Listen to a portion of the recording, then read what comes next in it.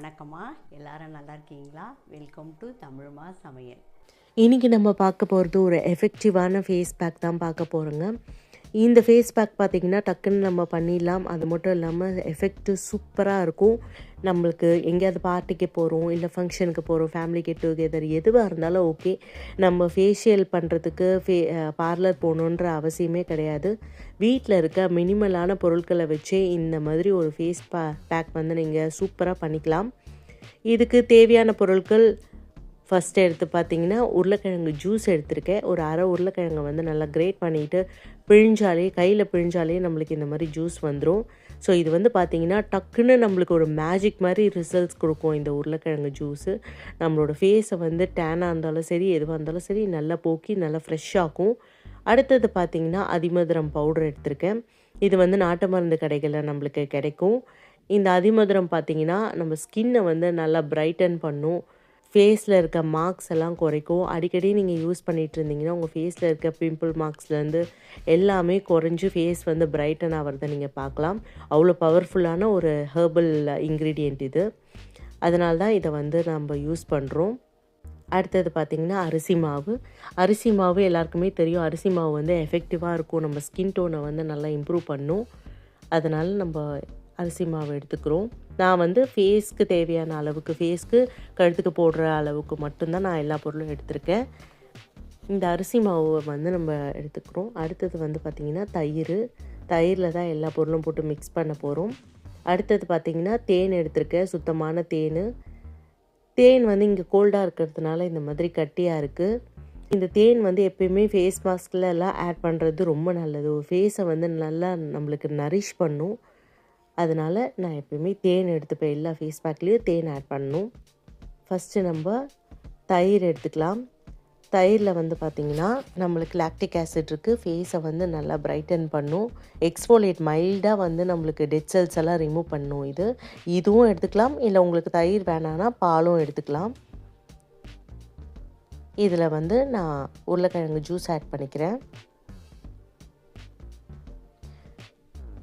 எதுவுமே இல்லைனாலும் நீங்கள் வெறும் இந்த தயிர் அண்ட் உருளைக்கிழங்கு ஜூஸை மட்டுமே வந்து ஃபேஸில் வந்து மிக்ஸ் பண்ணிவிட்டு ஃபேஸு, கழுத்து, கைக்கு எல்லாத்துக்கும் போடலாம். நம்மளுக்கு சன் டேனுக்கு பயங்கரமான எஃபெக்டிவான ஒரு ரெமெடி.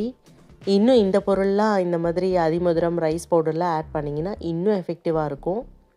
நான் வந்து ஒரு 1.25 ஸ்பூன் அளவுக்கு அதிமதுரம் பவுடர் எடுத்துருக்கிறேன். அதிமதுரம் வந்து அவ்வளோ ஈஸியாக கொஞ்சம் மிக்ஸ் ஆகிறதுக்கு லேட் ஆகும். நல்லா மிக்ஸ் பண்ணிக்கோங்க. இது வந்து பார்த்திங்கன்னா ரொம்ப சேஃப் ஸ்கின்னுக்கு.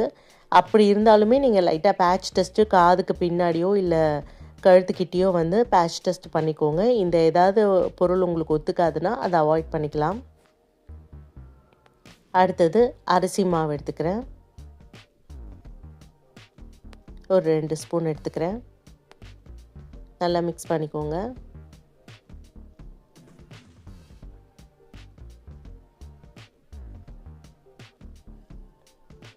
பார்த்திங்கன்னா நல்லா மிக்ஸ் ஆகிடுச்சு.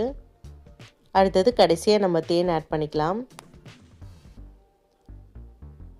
தேன் வந்து பார்த்திங்கன்னா நம்ம ஃபேஸை வந்து டக்குன்னு ட்ரை ஆக்காது.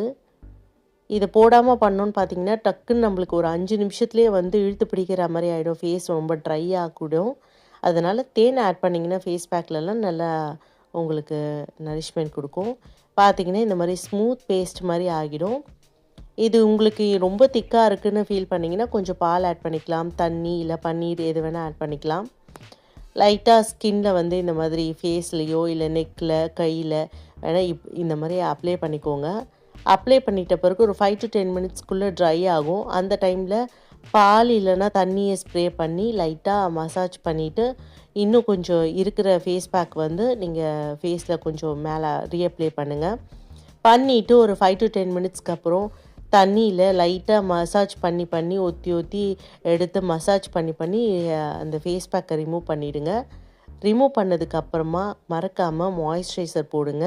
உங்கள் ஸ்கின்னு நல்லா அதுக்கப்புறம் தான் வந்து நல்லா மாய்ஸ்சரைஸ்டாக இருக்கும். இந்த பிரைட்னஸோட எஃபெக்ட் வந்து உங்களுக்கு தெரிய ஆரம்பிக்கும். இந்த ஃபேஸ் பேக் பார்த்திங்கன்னா ரொம்ப நேச்சுரலான இன்க்ரீடியன்ஸை வச்சு ரொம்ப ஈஸியாக பட் எஃபெக்டிவாக இருக்கும். கண்டிப்பாக இதை எல்லோரும் ட்ரை பண்ணி பாருங்கள். ரொம்ப சூப்பராக இருக்கும்.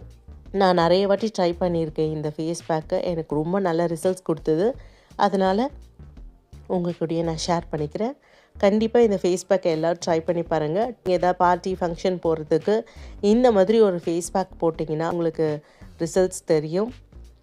இது தொடர்ந்து இந்த மாதிரி ஃபேஸ் பேக்லாம் நீங்கள் யூஸ் பண்ணிட்டு வந்தீங்கன்னா உங்கள் ஸ்கின் டோனில் உங்கள் ஸ்கின்னில் வந்து பிரைட்டன் ஆகிறதெல்லாம் நீங்கள் கண்குள்ளே பார்க்கலாம். இந்த ஃபேஸ் பேக்கை எல்லோரும் ட்ரை பண்ணி பார்த்துட்டு எப்படி இருந்ததுன்னு சொல்லுங்கள். இந்த வீடியோ பிடிச்சிருந்தா நம்ம சேனலுக்கு சப்ஸ்கிரைப் பண்ணி சப்போர்ட் பண்ணுங்கம்மா. நன்றி, வணக்கம்.